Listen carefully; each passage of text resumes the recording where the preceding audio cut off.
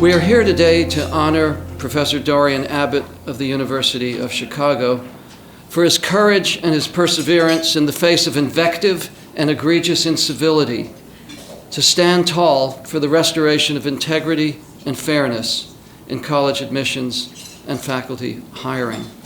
He has spoken his truth eloquently and persuasively.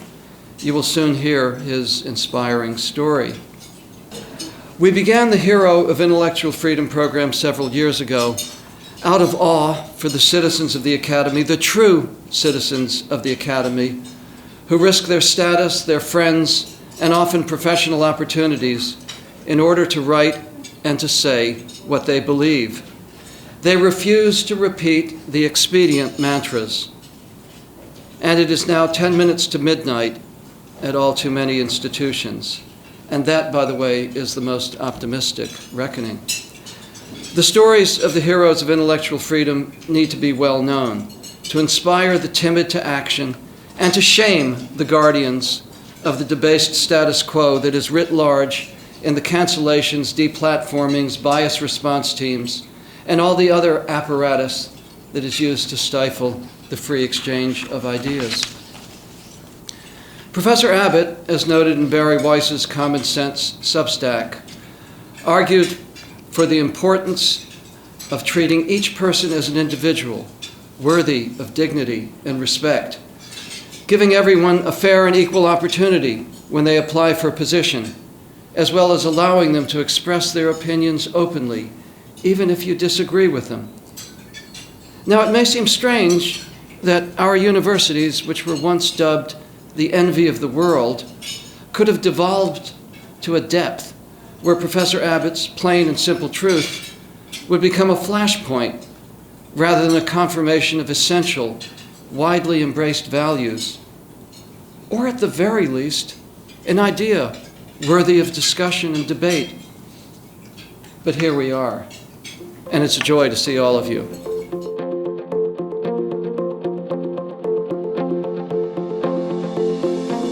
I'll start with what John Stuart Mill wrote in 1859. It's a passage that Michael shared with me. Who can compute what the world loses in the multitude of promising intellects combined with timid characters, who dare not follow out any bold, vigorous, independent train of thought, lest it should land them in something which could be considered irreligious or immoral? No one can be a great thinker who does not recognize that as a thinker it is his first duty to follow his intellect wherever it may lead. And that's John Stuart Mill. As Michael has said to me, the world is very fortunate when a great intellect combines with courage.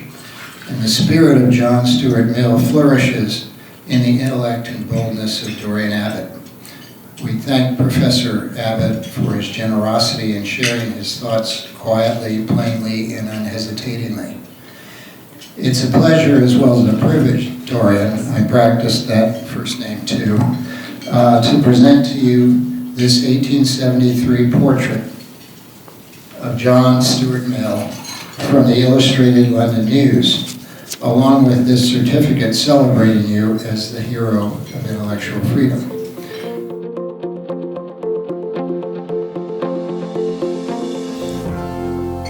I'm really honored to be here to introduce Dorian.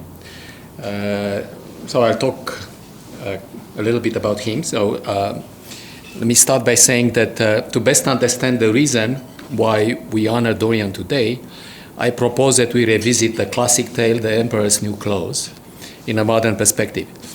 Imagine that the two swindlers pretending to be tailors are working in cahoots with the Emperor's officials in the Ministry of Truth to convince everybody of the hard reality of those invisible clothes. But the shame of being exposed as stupid or incompetent is not a sufficient deterrent. Leaving nothing to chance, these officials have to silence possible dissenters before the emperor is to display his magical new clothes in public. In the hard version of this modern story, the dissenters may be jailed, sent to gulag, or even killed. In the softer, more familiar to us version, the deterrence is to be achieved through mob denunciations, investigations, disciplinary actions, cancellations, and job dismissals. In the old story, the emperor is exposed by the irrepressible shout of an uncorrupted child. In the hard version, it takes extraordinary people like Mandelstam, Akhmatova, Solzhenitsyn, Zaharov, Sharansky, and many others who risk their freedom or lives by insisting to live not by the lies of the communist system. In the softer version, it takes people of character and courage, like Abby Thompson, Joshua Katz, and now Dorian Abbot, all heroes of ACTA's Intellectual Freedom Award, to speak the truth against the growing dangers on our campuses today posed by an ongoing illiberalism onslaught against intellectual integrity, reason, and freedom of speech. We all know that Dorian's invited honorary lecture at MIT on the subject of climate and the potential for life on other planets was cancelled not because of his scientific research on that subject was in any way controversial, but because of a Newsweek article written in collaboration with Ivan Marinovich, a colleague from Stanford, called The Diversity Problem on Campus. The provocative title was by itself an act of courage, since Dorian's position on the subject was well known and he already had been viciously attacked by a mob at his own University of Chicago in the late 2020 for something very similar. He was saved at the time by the principal intervention of the university president of Chicago, Robert Zimmer, who invoked the fabled Chicago Statement on Free Speech in defense of Dorian. According to Dorian's own recollections, he was triggered at the time by the comment made by a colleague who was saying, if you are just hiring the best people, you are part of the problem. Aware of the fact that the hiring process in his field was already being compromised by diversity issues based on group identities, Dorian posted some slides on YouTube in which he argued for a return to the old standard where we can treat everyone who applies to our department equally, I'm quoting, and judge applicants only on the basis of their promise as scientists. That, by the way, is a standard of the Shields report, another fabled report of the University of Chicago.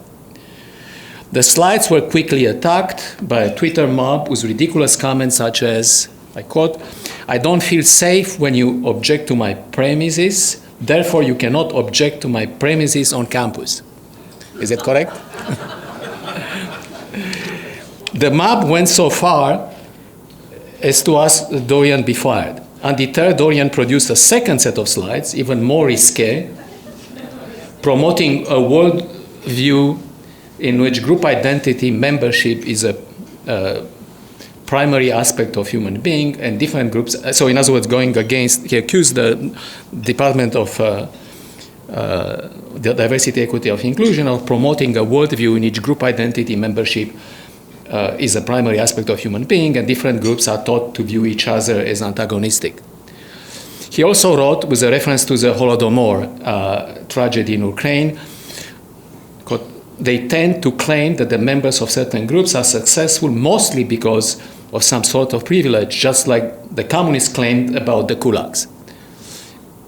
So in their Newsweek article, Dorian and Ivan point out that the American universities are under a new, all-encompassing regime of diversity, equity, and inclusion.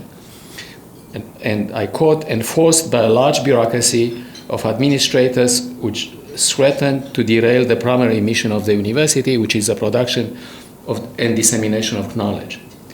Dorian and Ivan propose a redirection of the DEI towards a more sensible goal, which they call merit, fairness, and equality. And I quote, whereby university applicants are treated as individuals and evaluated through a rigorous and unbiased process based on their merit and qualifications alone. To be also fair in this merit, fairness, and equality, taking into account the prevailing educational inequalities existing today, they propose that the universities invest in evidence-based and non-ideological education projects in neighborhoods where public education is failing, to help children from those areas to compete. So, it's really redirecting the efforts of the university rather than trying to have quotas to try to actually educate people to the standards, the correct standards of the universities. The article ends with a warning that the new racialist policies pushed by the department of the DEI department today may have an effect similar to the destruction of the German universities, once the best in the world, by the race-obsessed politics of the Third Reich. They also note that the German universities never fully recovered, a fact which is not difficult to explain, given that the top universities attract the best people from all over the world, and as long as they recruit based on merit alone, they can easily maintain their dominance. And of course, after the Second World War, almost all top universities have been located in the United States, which explains why they, based on their policies of merit, explains why they maintain their supremacy until today. And today, of course, we know what happens. I have had the honor to collaborate with Dorian and Ivan on another Newsweek article called "The Political Problem on Campus," in which we argue for the political neutralities of universities. In the spirit of the Calvin Report, this is a great document of the University of Chicago.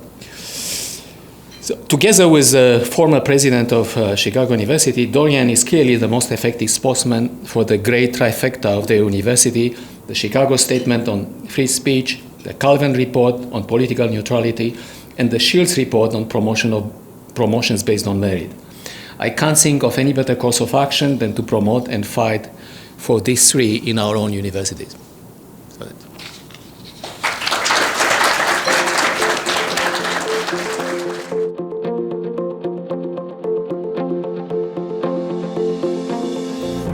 Okay, this talk has 3 parts. First, I would like to thank people.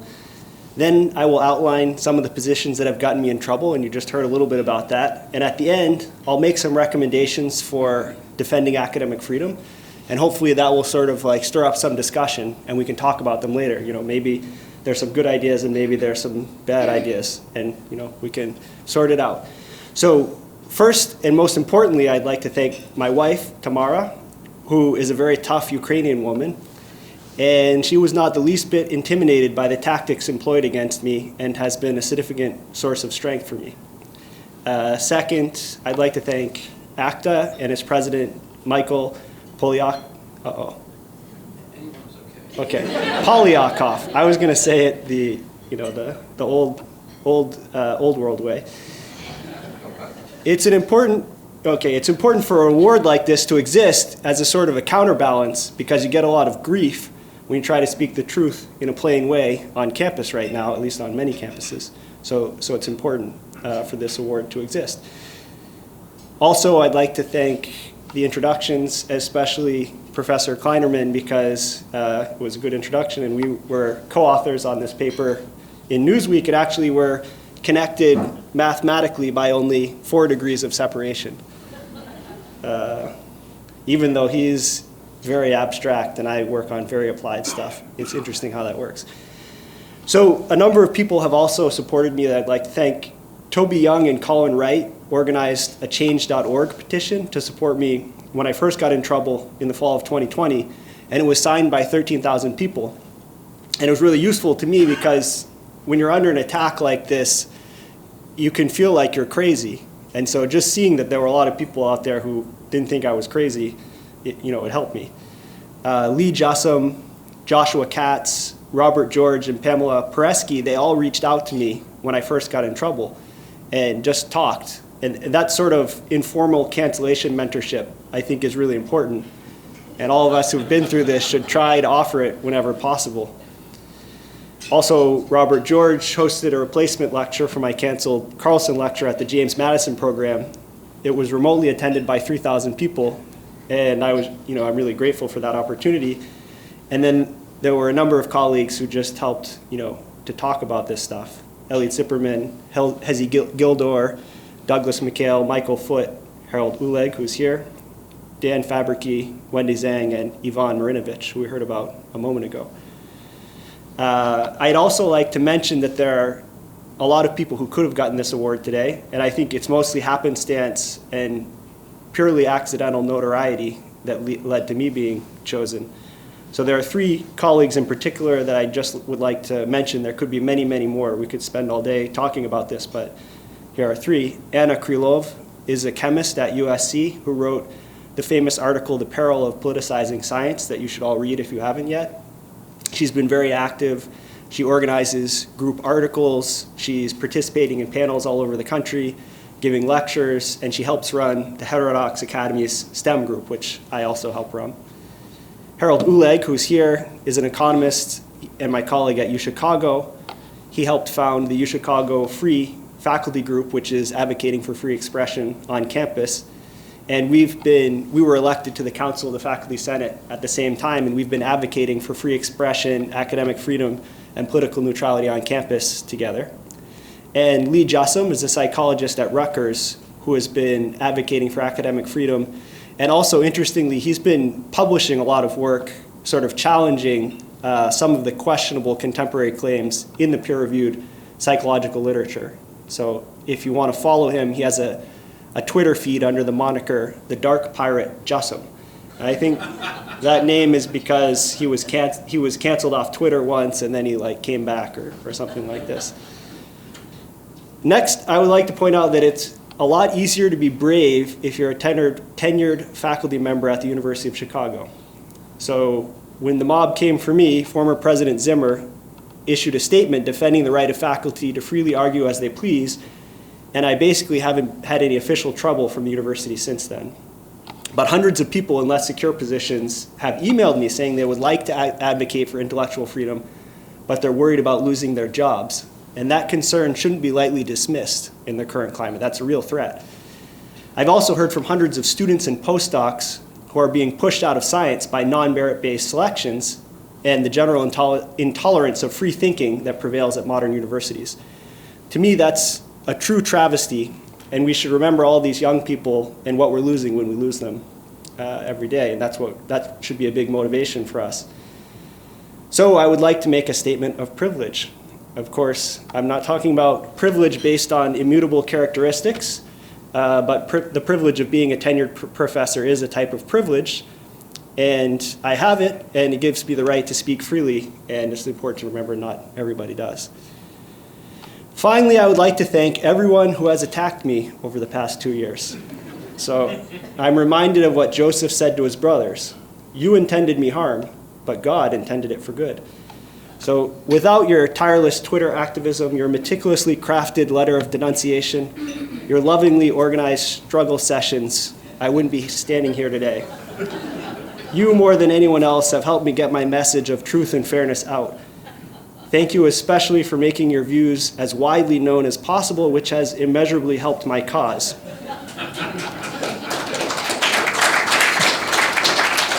I'm particularly grateful for the immortal quote you provided for the New York Times article about my situation, which was, "This idea of intellectual debate and rigor as the pinnacle of intellectualism comes from a world in which white men dominated."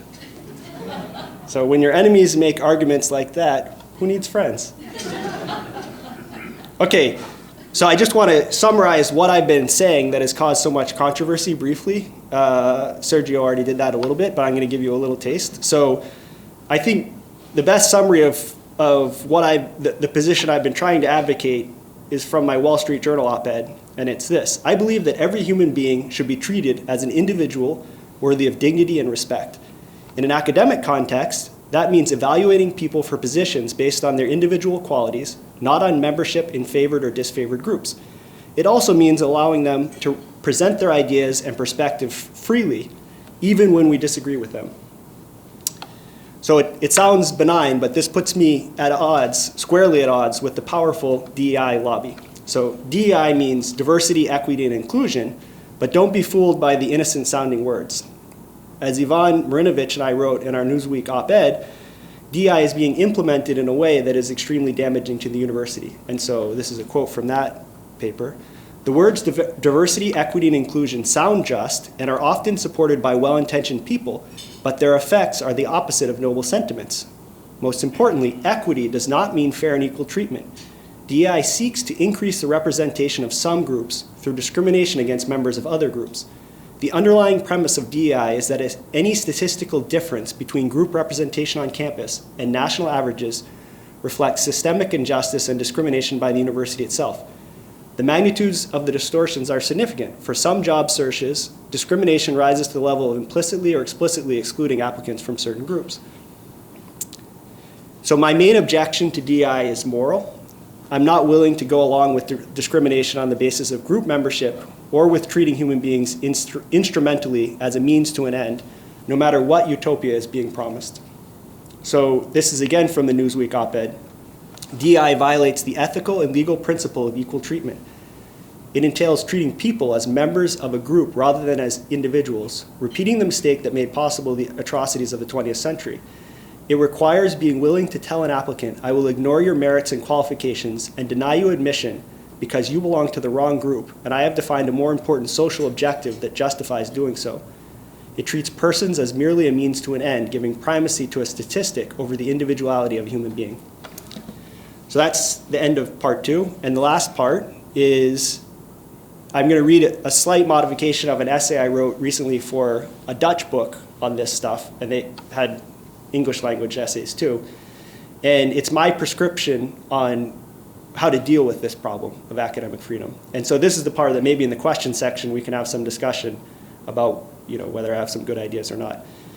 So here we go. The purpose of the university is the discovery and transmission of knowledge, which requires the free and open exchange of ideas. However, complete academic freedom has ceased to exist at most universities, threatening their main mission. The solution is to adopt and enforce policies at universities that ensure 1, free speech, 2, neutrality of the institution on social and political issues, and 3, merit-based hiring and promotion. And this is the potentially more contentious part. The help of alumni and the public will be necessary to effect this solution. So, according to the UChicago Calvin Report, the mission of the university is the discovery, improvement, and dissemination of knowledge. Okay, so we all have to agree on that as the mission if we're going to talk about how to implement the mission. And I'm positing that that's the mission. This is, it was widely agreed upon in the recent past. Now it's being challenged, but I hope we can agree on that. As outlined in the UChicago report of the Committee on Freedom of Expression, the source of the famous Chicago principles, this requires that the university guarantee all members of the university community the broadest possible latitude to speak, write, listen, challenge, and learn. Any restrictions on freedom of expression necessarily restrict our ability to discover and transmit knowledge, undermining the purpose of a university. So now I want to make an argument that complete academic freedom has ceased to exist at most universities. Probably many of you, I won't have to convince you of this, but it's worth collecting the statistics and presenting the evidence because there are some people who challenge this point. The majority of students and faculty do not feel comfortable expressing themselves on campus and are self-censoring. From 2015 through mid-October 2021, FIRE, the Foundation for Individual Rights in Education, identified 471 attempts to get professors fired or punished for their constitutionally protected speech, with almost 3/4 of them resulting in sanctions. So that's an important point. It worked 3/4 of the time.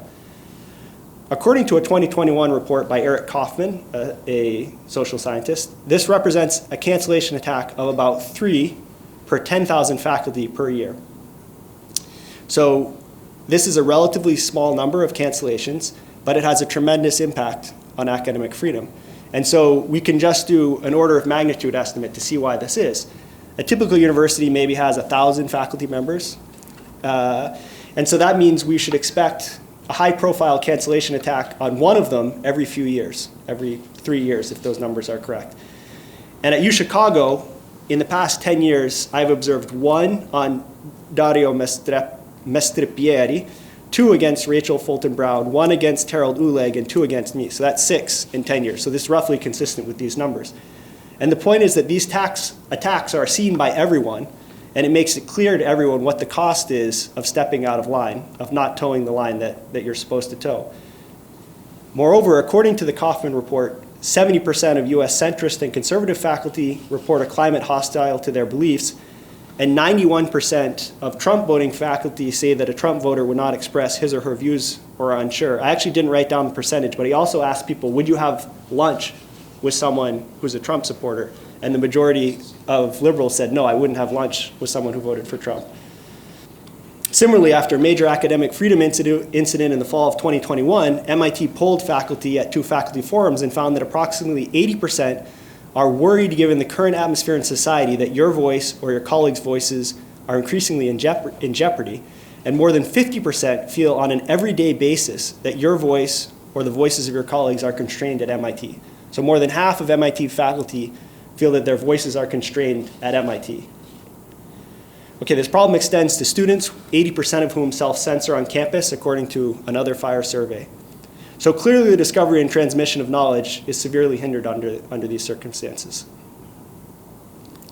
So here's the proposed solution, which I think there'll be broad agreement on.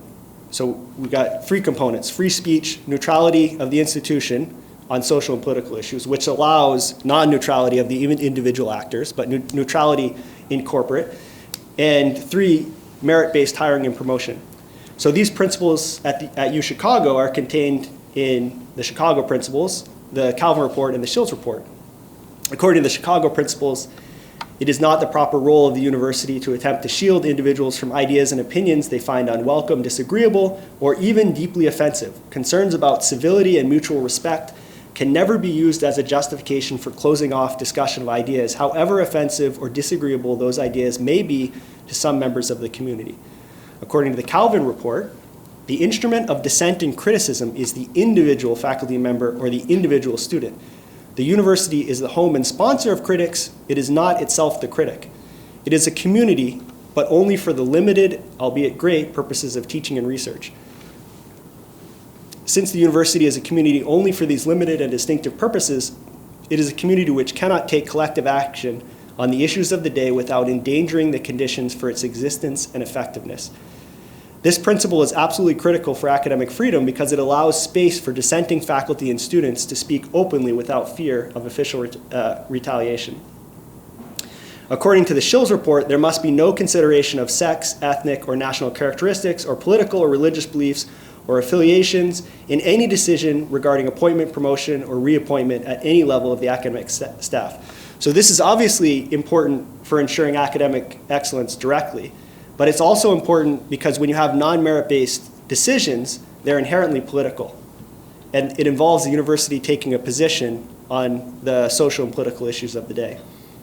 So my recommendation is that policies such as these should be adopted at every university, and also that students and faculty should receive training in them, including the motivation for them. So they have to buy in from the moment they step on campus, and that the administration should always be looking to them first when they're making any sort of decision. Okay, so here's the part that I'm hoping we can talk about. The help of alumni and the public will be necessary to effect this solution. Although faculty can and should form academic freedom lobby groups like UChicago Free at UChicago, most faculty in rigorous fields are so focused on their research that they will not participate.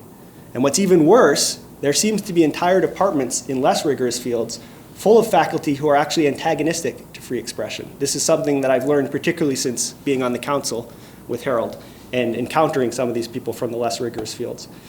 So ironically, we can't count on the faculty to robustly defend their own academic freedom, which was a surprising realization for me. The administrators often have incentives that are not aligned with the university's central mission, and they can't be relied upon either, and in fact are often causing a lot of the trouble. So in contrast, alumni are already forming groups to withhold donations and pressure universities to defend academic freedom and academic excellence, and ACTA could be considered part of this effort. There's a number of different groups doing this as well. This should be continued, encouraged, and supported.